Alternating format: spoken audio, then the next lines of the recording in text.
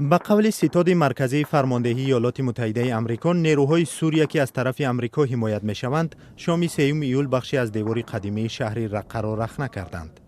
در اظهارات نظامیان ایالات متحده آمریکا گفته می شود که ائتلاف نیروهای دموکراتی سوریه در دو جا دیوار قدیمی رفیقه را عبور کرده، صرف نظر از مقاومت سرسختانه سلاح به دستان گروهی دهشت افکن دولت اسلامی به قسمت قدیمی رقه نزدیک می شود.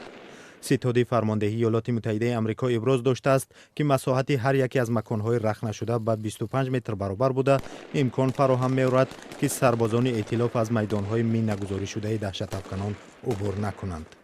ائتلاف تصمیم گرفته است که بخش باقی مانده دیواری تاریخی 2.5 کیلومتر را حفظ کند. هفته گذشته ارتش عراق شهر موصل را از دست سلاح به دستان گروهی به نام دولت اسلامی آزاد کرد. در عرفه شکست، دهشت افکنان مسجد تاریخی نوری را که در آن سال 2014 تشکیل این سازمان افراطی اعلان شده بود منفجر کردند.